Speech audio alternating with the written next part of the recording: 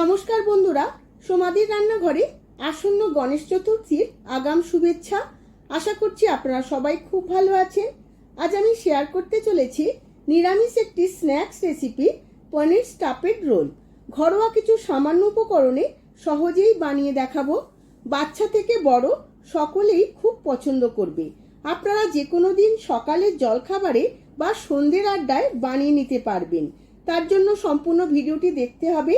আমার চ্যানেলের নতুন বন্ধু হলে চ্যানেলটিকে সাবস্ক্রাইব করে পাশে থাকা বেল আইকনটি প্রেস করে রাখবেন, যাতে আমার সমস্ত রান্নার নোটিফিকেশন সবার আগে আপনাদের কাছে পৌঁছে যায়।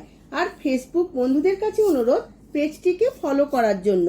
চলুন দেখে নেওয়া যাক রেসিপি। পনির রোল বানানোর জন্য আমি এখানে 250 গ্রাম পনির নিয়ে নিয়েছিলাম। পনিরটা খুব ভালো করে স্ট্রেনার দিয়ে গ্রেট করে নিচ্ছি। সমস্ত পনিরটা আমার গ্রেট করা হয়ে গেছে। এবার পরবর্তী স্টেপে চলে যাব। পনির রোলের সমস্ত উপকরণ নিয়ে নিয়েছি। এবার স্টাফিংটা বানিয়ে নেব। তার জন্য আমি ফ্রাই প্যান বসিয়ে নিয়েছি। এর মধ্যে দিয়ে দেব 2 চামচ সাদা তেল। তেলটা গরম হয়ে গেছে। এবার দিয়ে দেব 4-5টা কাঁচা লঙ্কা ছোট ছোট করে কোঁচানো। তারপরে দিয়ে দেব ক্যাপসিকাম, একটা বড় সাইজের ক্যাপসিকাম কেটে নিয়েছিলাম ছোট ছোট করে। এই দুটো উপকরণ খুব ভালো করে ভেজে নেব। ক্যাপসিকাম আর কাঁচা লঙ্কা 1.5 মিনিট ভেজে নিয়েছি। এবার দিয়ে দিলাম 1 চামচ আদা বাটা। আদা বাটাও আমি ক্যাপসিকাম কাঁচা লঙ্কার সঙ্গে খুব ভালো করে ভেজে নেব।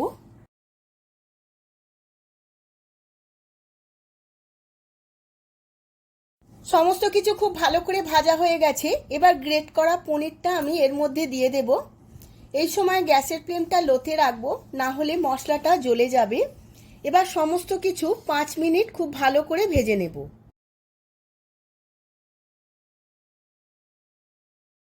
পনিরটা 5 মিনিট ভালো করে ভাজা হয়ে গেছে। এবার এর মধ্যে কিছু মশলা দিয়ে দেব। তার মধ্যে প্রথমেই দেব 1 চামচ গোলমরিচের গুঁড়ো, দেব 1 চামচ বিট লবণ, আর দেব চাট মশলা 1 চামচ, আর দেব 1 চামচ চিনি, দিয়ে দেব স্বাদ মতো নুন।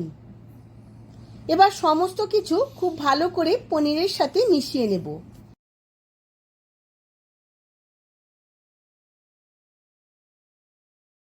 সমস্ত উপকরণগুলো খুব ভালো করে মিশিয়ে নিয়ে আরও 5 মিনিট ভেজে নিয়েছি। এবার দিয়ে দেব ছোট ছোট করে কেটে রাখা 1 মুঠো ধনেপাতা। ধনেপাতাটাও আমি খুব ভালো করে মিশিয়ে নেব। 2-1 মিনিট নেড়ে নেওয়ার পর পুরটা একদম রেডি হয়ে গেছে। এবার গ্যাসের ফ্লেমটা অফ করে দেব। এখানে কিছু স্লাইস পাউরুটি নিয়ে নিয়েছি। পাউরুটির এই ধারগুলো, পোড়া অংশগুলো ছুরি দিয়ে খুব ভালো করে কেটে নিতে হবে। এইভাবে পরিষ্কার করে আমি কেটে নেব, যাতে ফিট সাদার অংশটাই থাকে।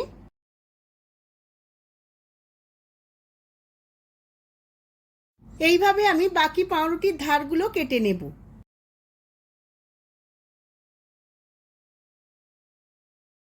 একটা বাটির মধ্যে কিছুটা জল নিয়ে নিয়েছি। জলের মধ্যে 2 চামচ চিনি দিয়ে খুব ভালো করে গুলিয়ে নেব। চিনিটা খুব ভালো করে মিশে গেছে। এবার পাউরুটির পিসগুলো এই জলের মধ্যে ডুবিয়ে নেব। এইভাবে হাতে করে চেপে এক্সট্রা জলটা ফেলে দিতে হবে। এইভাবে সমস্ত পাউরুটিগুলো ভিজিয়ে নেব জলের মধ্যে। এবার একটা স্লাইস ভেজানো পাউরুটি নিয়ে নিয়েছি। এবার স্টাফিংটা মাঝখানে এইভাবে দিয়ে দিতে হবে। এবার পাউরুটিটা এই সাইড থেকে নিয়ে এইভাবে মুড়িয়ে দিতে হবে। একদম রোল করে নেব। এইভাবে চেপে চেপে রোল করে নিতে হবে, যাতে কোনোভাবে স্টাফিংটা বাইরে বেরিয়ে না আসে।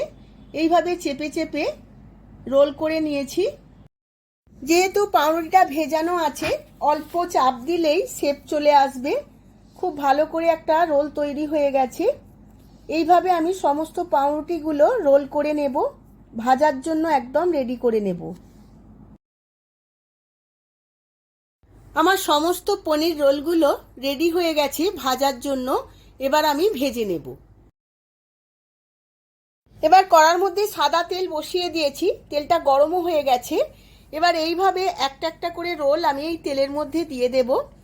এই সময় খুন্তিতে করে একটু নাড়িয়ে নিতে হবে, না হলে নিচে লেগে যাবে। পনির রোলগুলো খুব সাবধানে ভাজতে হবে। এই সময় গ্যাসের ফ্লেমটা মিডিয়ামে রাখবো। এর পাশে আরও একটা রোল দিয়ে দিয়েছি। এইভাবে আমি 10 থেকে 15 মিনিট খুব ভালো করে হালকা আঁচে ভেজে নেব। আমার দুটো ভাজা হয়ে গেছে। এইভাবেই আমি সমস্ত রোলগুলো ভেজে নেব।